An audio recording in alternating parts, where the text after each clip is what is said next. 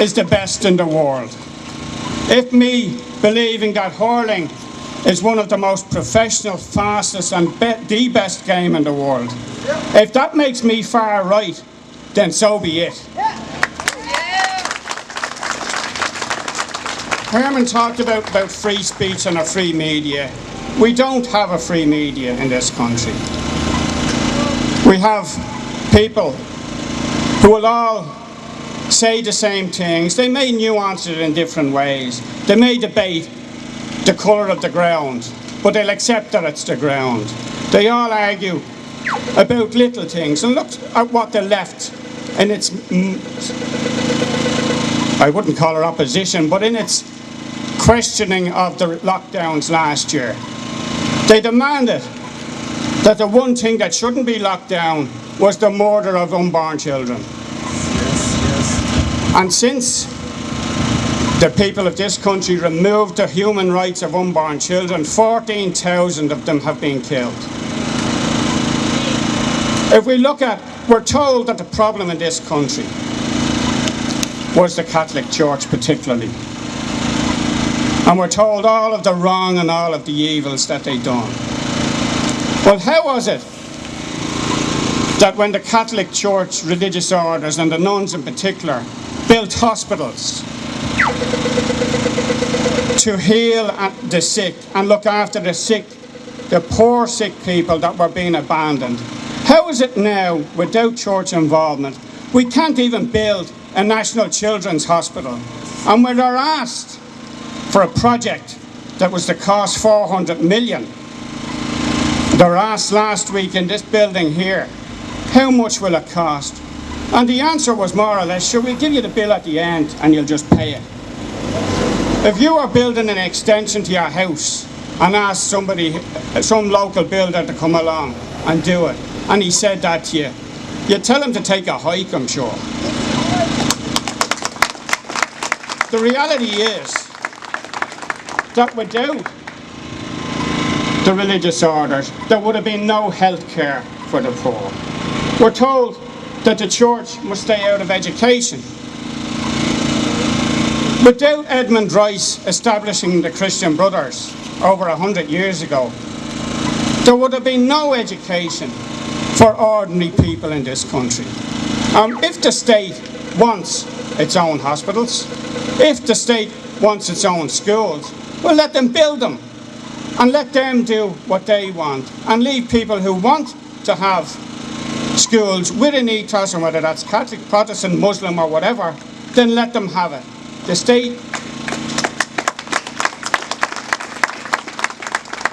the continual emphasis on blaming not just the Catholic Church but the Protestant churches to some extent as well, is because this state, since its very foundation, and it was built on a lie and it was built on British guns attacking Irish Republicans, in order for them to sustain themselves and keep their corrupt country going, they needed somebody to step into the breach and do the jobs that the state should be doing. In any normal society, you would have public health care, you would have public schools, but this state decided not to do that. They decided to build this Tweedledum and Tweedledee politics, which leaves us in the situation where we are now, that we can't get decent health care. We were told last year that we had to lock down the country to protect the health service. We pay Paul Reid €420,000 per year to run the HSE. He must be the highest paid civil servant in the world, presiding over the most banjaxed health service in the world. And what do we get from him every day? I mean, if the man, for instance, was to spend time running the HSE rather than appearing on every radio programme and TV programme in the country, maybe we might get progress. We're told that in the 50s and the 60s that we were poor, that we were backward, that we'd no shoes, and in many cases those things were true. And why is it then that in those times we could build massive housing estates out of public money, built by local authorities in the likes of Finglas, Cabra, Ballymun, Coolock, all of these places.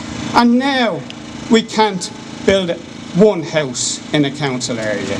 There's something fundamentally wrong with what has happened.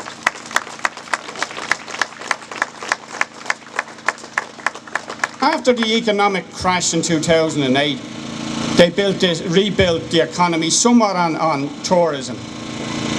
Now all the hotels are filled with people who allege that they're homeless or people who have just come into the country.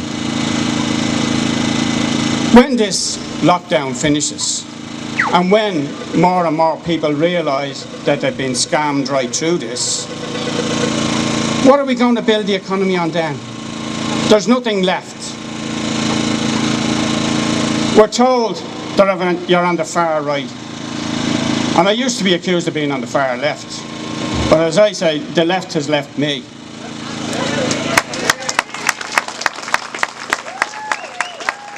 When trade unions were set up in Britain primarily before Ireland, and when people like James Connolly and Jim Larkin in this country were arguing for workers' rights,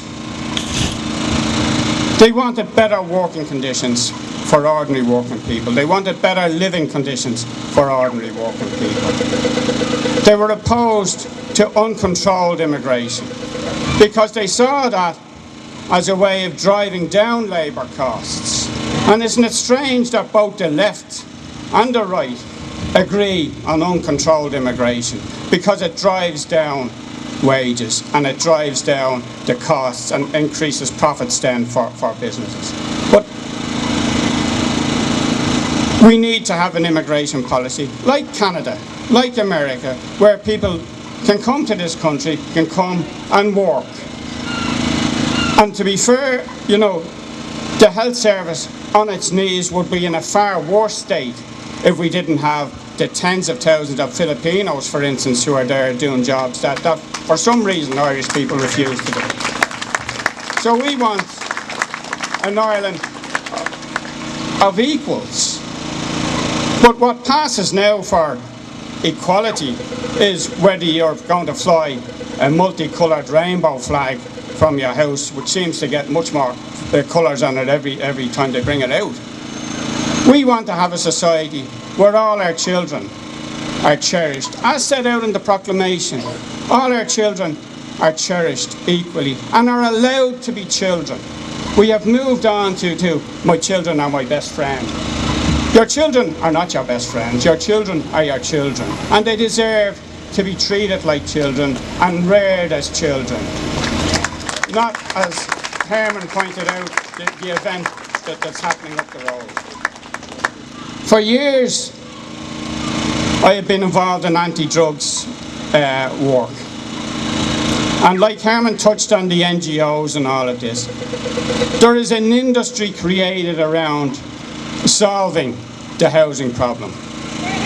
There is an industry created around solving the drugs problem. I'm not sure which one is bigger now, but they're on par. Those NGOs and groupings are like the tobacco industry. If a smoker dies from cancer, he has to be replaced. So it's not in any of those groups' interests to actually solve the problem. It's in their interests to continue the problem and to make it bigger.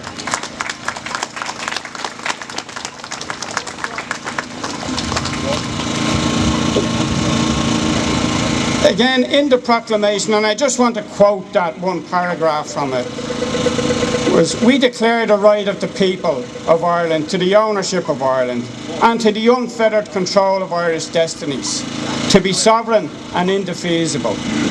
The long usurpation of that right by a foreign people and government has not extinguished that right, nor can it ever be extinguished except with the destruction of the Irish people."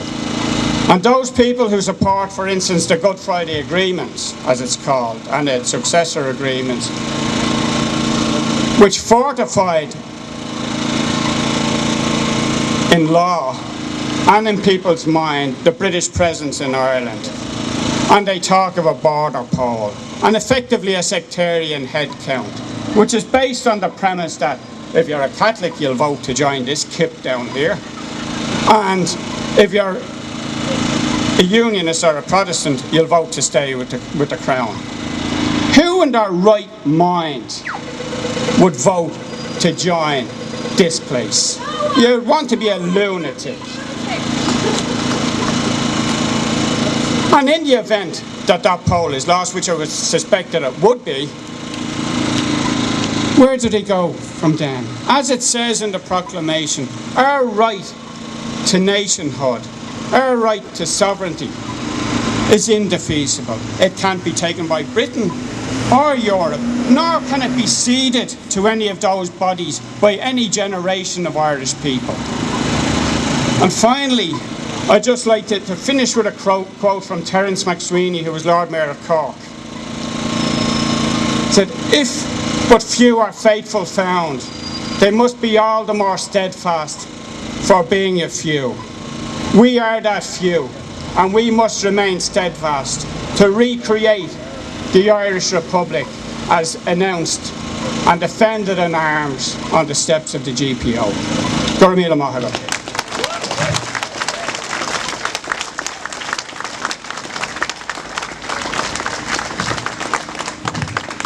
Cartagale, we kept the best to last. We have now Mr. Joyce, the pride of Waterford, child of Desha. Give him a big welcome, a big clap, Bill the Boss, Joyce.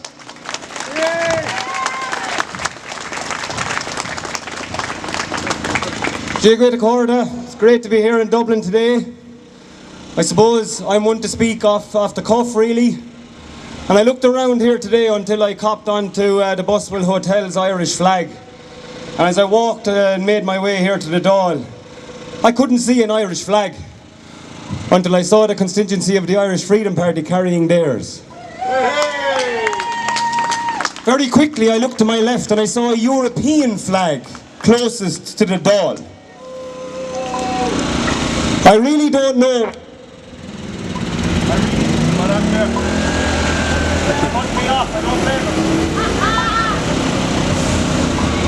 How the juice?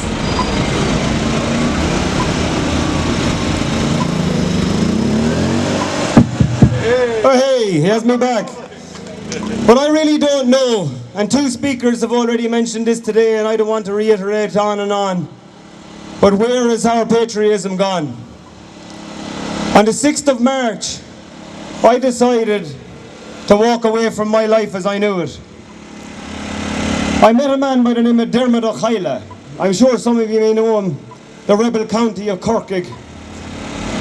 And my life changed a bit when I saw an absolute massive network of people challenge the establishment that have trampled on us.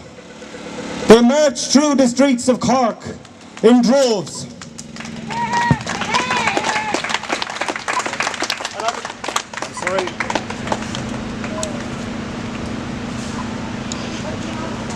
Yeah, I say he's no juice, that's the problem. He's kicking like that.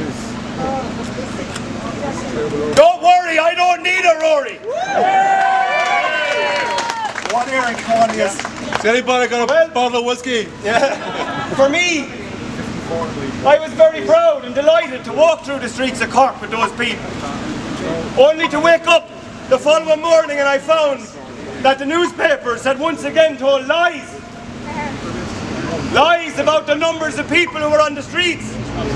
Lies about what those people told those people on the streets. That was disheartening, but I had made the decision that my life was going to change that day. 4 weeks after that, I marched again with those people in Cork. And I woke the following Sunday only to see, once again, the newspapers had lied. Once again, about the message from the speakers. I was one of the speakers on that day, and the numbers in attendance. I say I'm very proud to be here in the capital today with my colleagues of Cumann na Saoirse, But I am not proud, and I started the way I did, and how the newspapers and the media portray our party president, chairman, myself and my colleagues to be far right, not to take a phrase from the National Party, but there's two men standing in front of me who have been right all along.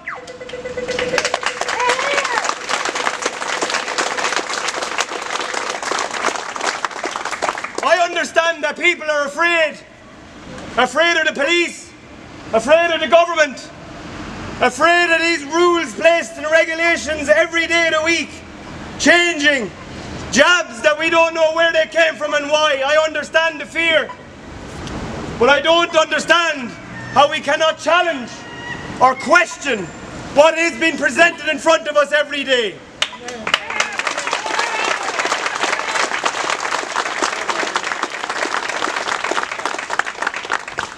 I don't expect us, God forbid, I don't even want us to all agree on everything. But we have to agree that something here is wrong. There is a lot more going on here and in here than meets the eye, that ends on our TVs or ends up in newspapers.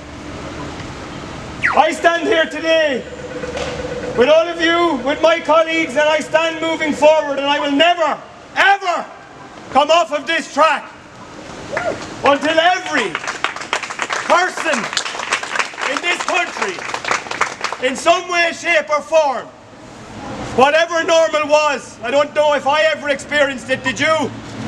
But whatever normal was, can we at least have some form of a return to it?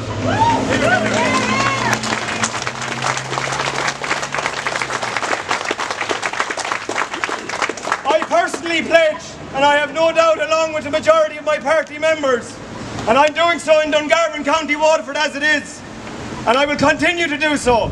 Every 4 to 6 weeks, I know we have lives, but every 4 to 6 weeks in Dungarvan we rally, and we won't stop rallying until they open those hospitals back to the people that need them.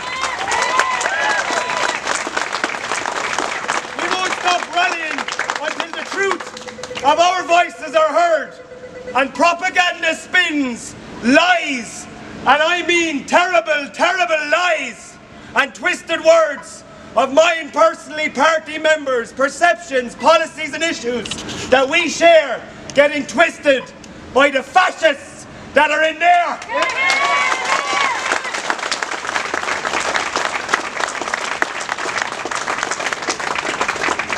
I came on this journey, as I said, and I reiterate, to change my own life, the lives of my children, and hopefully the people of this country.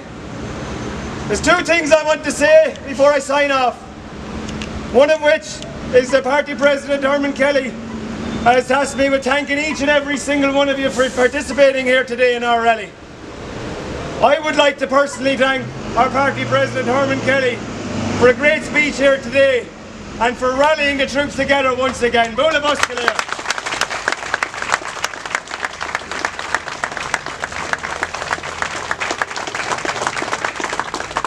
The same would apply to that mighty man from County Clare, our chairman, Michael Leahy.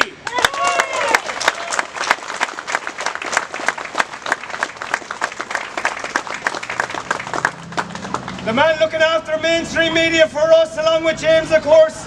He's wicked tall, you couldn't have missed him, Conor Blara.